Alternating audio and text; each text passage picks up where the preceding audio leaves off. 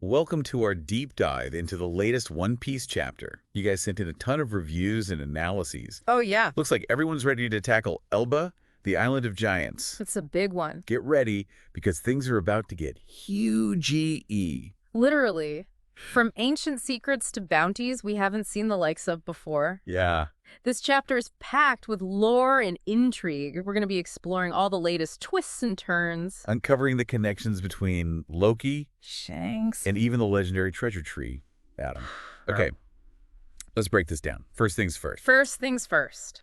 Luffy finally sets foot on Elbaph. Yeah. After literally years of dreaming about it. He's wanted to go there forever. And in classic Luffy fashion, Of course. he's totally blown away by the sheer scale of everything. I mean, who wouldn't be? Giant flowers, Yeah. massive blades of grass, even the snowflakes are enormous. Yeah, it's interesting how Oda puts Luffy's, childlike wonder next to these really serious events that are happening around him at the same time. While Luffy's busy marveling at the size of everything, Right. we're introduced to Loki, The accursed prince of Elbaph. chained to none other than the treasure tree atom, Deep down in Elbaph's prison for criminals. the Underworld. That's what they call it. Talk about setting the mood right. Yeah. And then there's Loki himself, Calling himself the sun god. shackled to a giant mythical tree. Hmm. Something tells me this guy is not your average prisoner. Oh, you're definitely picking up on something there. Okay, This is where things get interesting. all right. First, we learn that Loki's been imprisoned in the Underworld for 6 years. 6 years. And then, bam, we get hit with his bounty. Oh, yeah. 2.6 billion berries. Wow. Higher than even Katakuri. One of Big Mom's strongest commanders. Yeah. That really puts into perspective how dangerous the world government considers Loki. Seriously. I know, right?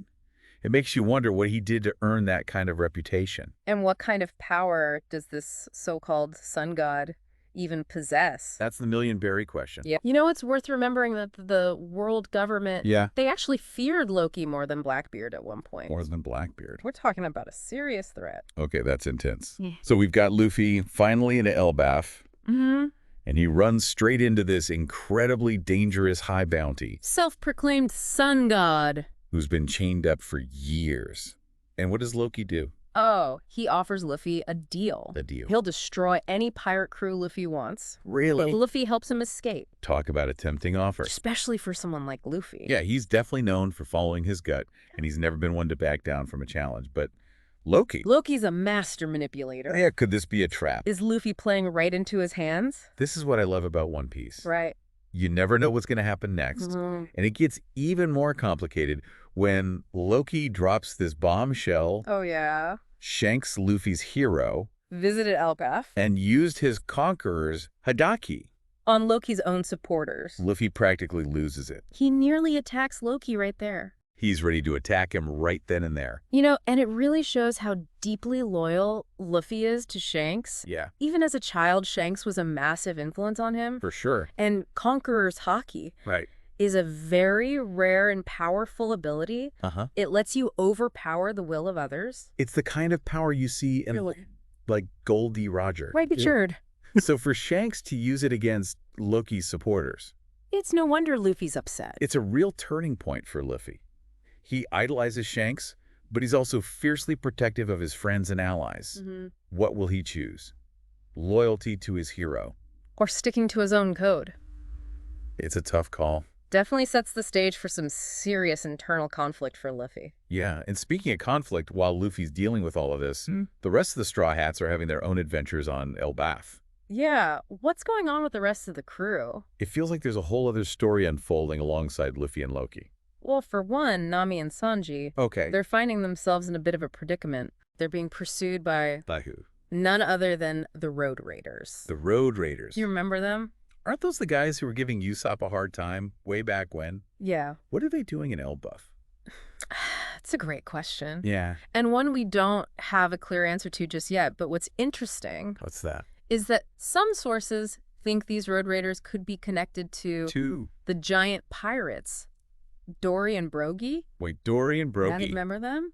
Those lovable giant brawlers from Little Garden. Luffy has a history with them. If they're connected to the Road Raiders, things could get really interesting. Oh, for sure. Especially if Dorian Brogy's sense of honor clashes with the Road Raiders' more chaotic tendencies. Oh, yeah. So while Nami and Sanji are on the run, Mm-hmm. we also get a glimpse of Hajrudin and Stanson. From the giant warrior pirates. Remember those guys? Yeah. They're out hunting a giant moose. To feed the Straw Hat. Showing just how deep their loyalty runs. Yeah, it's a nice reminder of the powerful bonds that Luffy forms wherever he goes.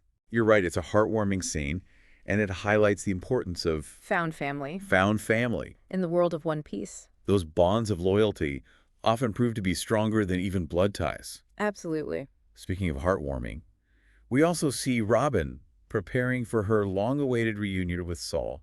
The giant who rescued her as a child. She even has Brooke cut her hair. To resemble her pre-time skip hairstyle. It's a really touching moment that emphasizes the significance of this reunion for Robin. Yeah, Saul played a crucial role in shaping who she is today. He was the one who taught her the importance of history and encouraged her pursuit of knowledge even at a young age. During a very dark time in her life. Right. He was like a father figure to her, wasn't he? He really was. And after all these years, after everything she's been through, she's finally about to see him again. Right. I can't even imagine how emotional that must be for her. Absolutely. And just as the excitement for this reunion is building, What happened? we get hit with a major curveball. What's that? News arrives that Saul has suddenly collapsed. Oh no. What happened? Is he all right? That's the big cliffhanger Oda leaves us with. It throws a wrench into everything. What caused Saul's collapse? Is he in danger? How will this affect Robin, especially after she went to such lengths to prepare for this reunion? I know. Talk about a roller coaster of emotions.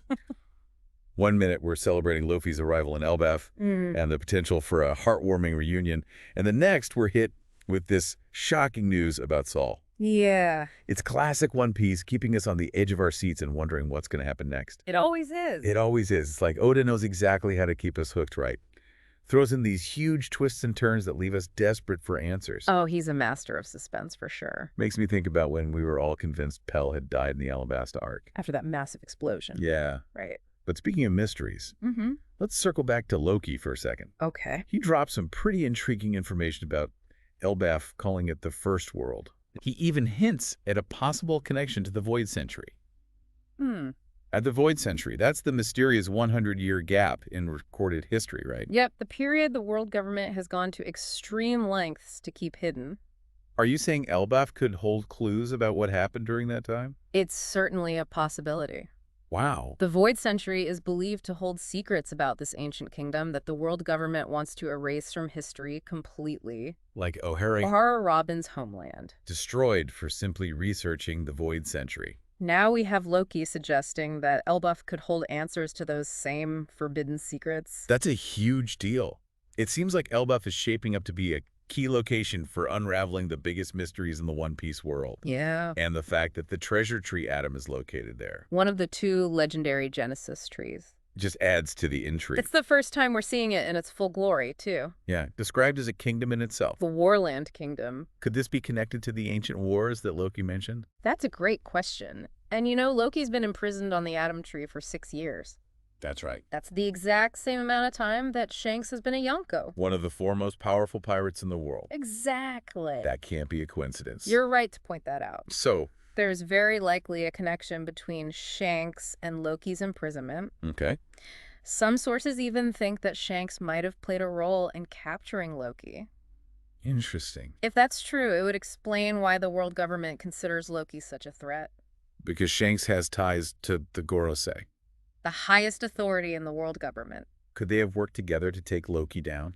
Fascinating theory. And remember, we learned that Loki has this special bounty of 2.6 billion berries. An astronomical amount. It puts him on par with some of the most notorious pirates in history. It makes you wonder, what kind of powers does Loki possess? He calls himself the Sun God. But is it just a title? Or does he have some kind of devil fruit related to the sun? I'm dying to know. Maybe the Sun God title is passed down through generations in Elbaph, Okay. and Loki believes he's the rightful heir. It would explain his arrogance and why he looks down on everyone else. It's a compelling possibility, And it ties in nicely with that theme of inheritance and legacy that we see all the time in One Piece. You're right. Characters grappling with the weight of their lineage. Like Sanji and his complicated family history. Or Vivi and her responsibility to her kingdom. Yeah, right. It definitely adds another layer of depth to the story. For sure. But this chapter also raises questions about Shanks' true intentions. Right. We know he wants the One Piece. Mm-hmm. But is he after it for purely noble reasons? Or does he have a hidden agenda? That's the big mystery surrounding Shanks, isn't it? Yeah. He's always been portrayed as this benevolent, larger-than-life figure. Like a good guy. But his recent actions, meeting with the Gorosei, attacking Kid and Bartolomeo, Right. hint at a darker side. And then there's the fact that Luffy now has the Sun God fruit. The very same fruit that Shanks has been connected to. Could there be a conflict brewing between them over this incredibly powerful fruit? It's certainly not outside the realm of possibility, especially if Shanks's motives are not as pure as we once believed. Yeah. You know, power can be a corrupting force. Yeah, even the most righteous individuals can be swayed by ambition. Right. It makes you wonder if Oda is setting up a scenario where Luffy will eventually have to confront his former idol. Can you imagine that showdown? Luffy. Fueled by the power of the Sun God fruit, going head-to-head with Shanks. That would be epic. It would be a battle for the ages. And don't forget, Luffy is fiercely loyal. Oh, yeah. If he believes that Shanks has betrayed him or his friends, he wouldn't hesitate to fight him. Even if it breaks his heart. And that brings us back to Loki's offer. Mm-hmm. Could Luffy be tempted to take him up on it? To use Loki's power to take down a rival pirate crew. Especially if that crew turns out to be Shanks and the red hair pirates. It's a dangerous gamble, considering how little we know about Loki's true intentions. But if Luffy feels backed into a corner, Yeah. if he feels like he has no other choice, Right. he might be willing to make a deal with the devil. It would be a tough decision. But one that could have major consequences. For the future of the One Piece world. Absolutely. But let's not forget about Robin and Saul. Oh, right. We've talked a lot about Luffy and Loki. Yeah, what about that emotional reunion that's hanging in the balance? It's heartbreaking. You know, Robin's waited so long to see Saul again, even went back to her old hairstyle. Yeah. It's like she's trying to recapture a piece of her childhood, a time before all the tragedy and loss. It is a powerful gesture.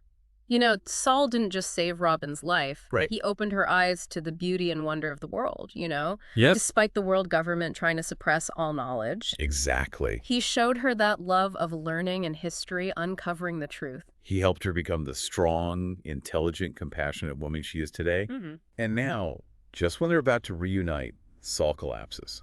It's like fate is playing a cruel trick on them. It really throws a wrench into the Elbaph arc, doesn't it? Yeah. Is Saul's collapse a simple medical emergency, or is there something more sinister at play? Could it be connected to Loki's imprisonment? Or maybe even the secrets of the Atom Tree? What if Saul's collapse is somehow linked to Loki? We still don't know the full extent of his powers. What if he can manipulate people from afar? Or drain their life force. Chilling thought. But it's definitely possible. I mean, think about some of the devil fruit abilities we've seen before. Like Big Mom. Big Mom could steal the lifespans of others with her soul fruit. And some devil fruits have long-range effects. This is what makes One Piece so captivating, right? It's full of unexpected twists and turns. Weaving together action-adventure. And these deep emotional moments. You said it perfectly. It's that blend of genres. Keeps us coming back for more. Oda created this world that's both familiar and fantastical. Yeah, ancient mysteries intertwined with these personal struggles and epic battles. And it feels like all of that is converging on Elbaph right now. We've got Luffy dealing with Loki's offer, Robin's hope for a reunion, overshadowed by Saul's collapse, and the looming presence of Shanks. plus the mysteries of the Void Century. It's a lot to take in. It really is. It's like Oda has laid out this giant feast of plot lines, and we're just trying to savor every single bite. That's a great way to put it. Where do we even go from here?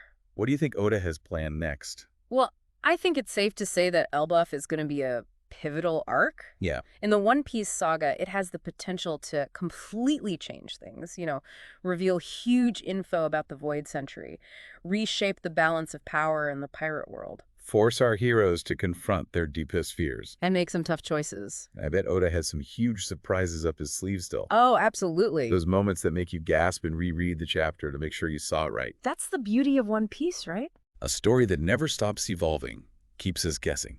Makes us laugh, cry, and cheer for our favorites. It reminds us that even in a world full of pirates and giants and mythical creatures, the most powerful force is The bonds of friendship. and loyalty. So to wrap things up, this Elbaph deep dive has been a wild ride. Ancient secrets, larger-than-life character. And shocking twists that have left us wanting more. Elbaph isn't just an island of giants. It's a land of legends. A place where history and myth collide. And as the Straw Hats go deeper, they're going to uncover truths that will shake the very foundations of the world. You won't want to miss what comes next. Keep those theories coming. And remember, in the world of One Piece, sometimes the smallest details can lead to the biggest discoveries.